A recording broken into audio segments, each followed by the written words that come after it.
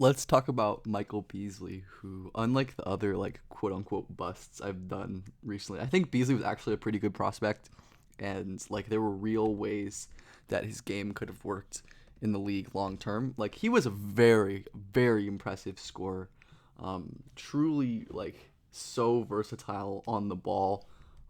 Had like legit bursts to get to the rim and couple that with his strength and length to drive on the perimeter, finish strong, like actually blow by guys. Not with his like just with his first step, but with his last steps were always so explosive, and he was so great at using his length to stretch out and find shots as well.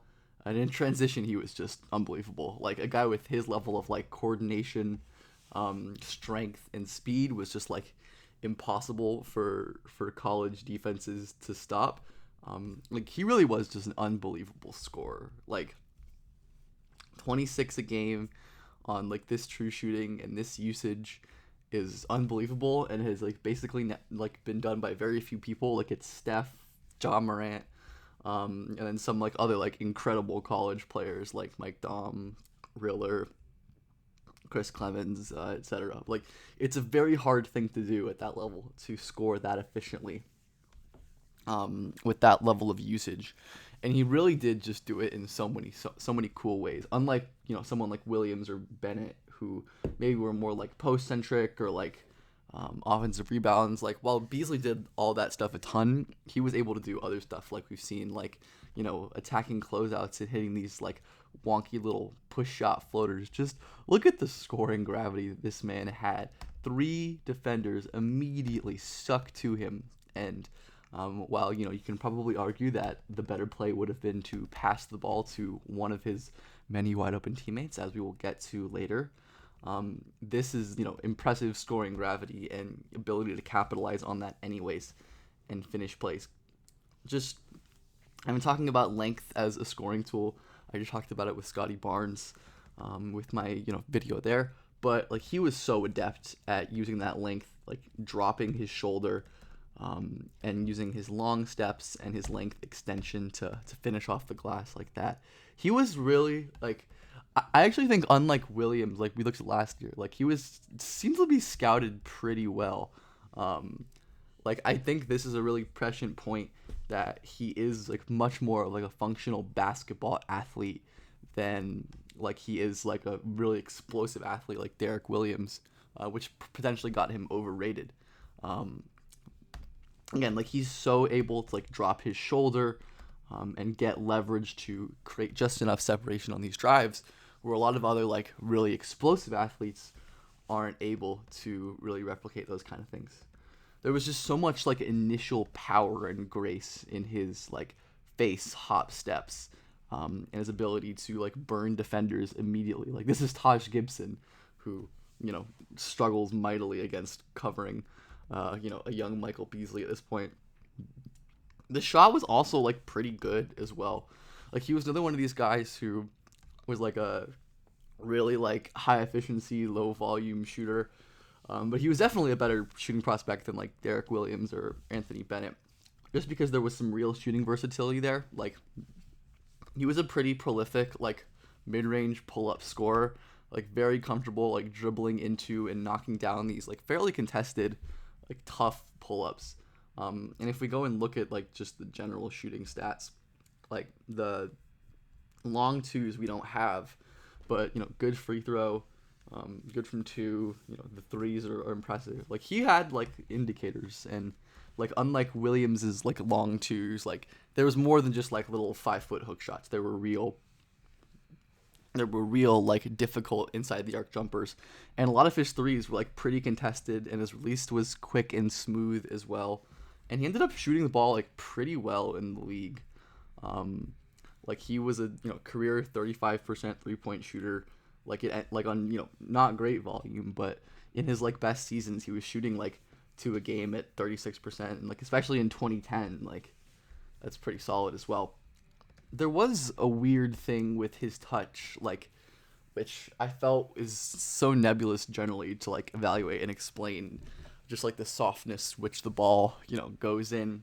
And I felt like on his jumpers there were just so many misses that looked like this were very, very ugly, way off, either like barely hit rim or backboard or airballs, which generally would be something I'd kind of red flag.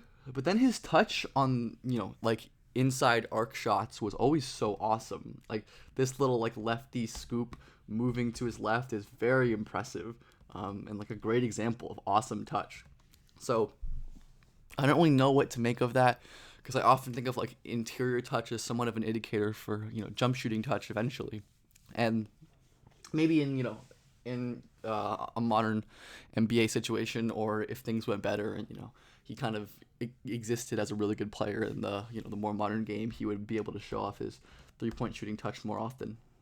But I think the one thing that his scouting reports kind of missed and maybe underemphasized was his real lack of passing and awareness. I think most of these kind of like generally ignore those things, especially with like scorers. Like it happened with Anthony Bennett and Derek Williams.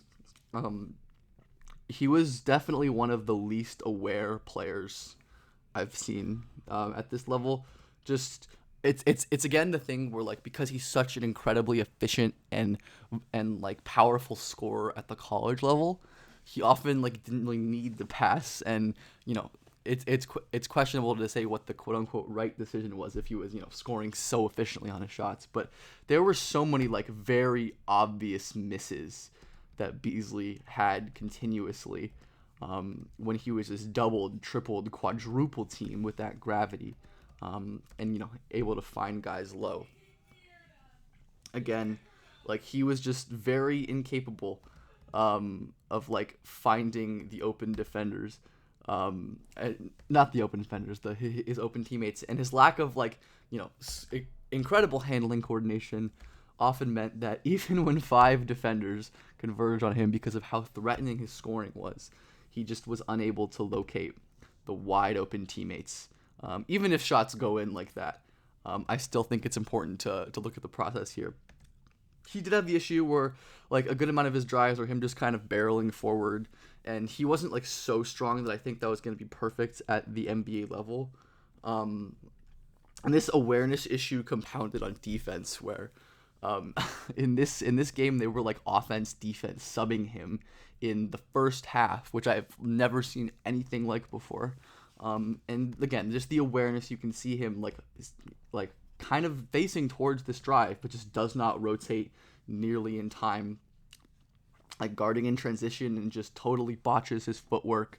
And again, like I just have absolutely no idea what he is doing. Like he is guarding this big man, trying to like stop backline, and then he like loses this cutter and totally abandons the paint, but he's able to recover with his like impressive speed. And like there was impressive recovery tools there. Like he was really able to get back into plays and use his length and his general timing to disrupt. But the defense was very rough, and I think it's true that people, especially at this time, probably underrate the effectiveness of like a high usage scorer who doesn't pass or defend. And while Beasley was able to like put up scoring numbers, his efficiency was just never able to come even close to what it was. I mean, early in his career when he was actually getting the usage, he really never had above league average, true shooting. And even when he did, it wasn't by a huge margin.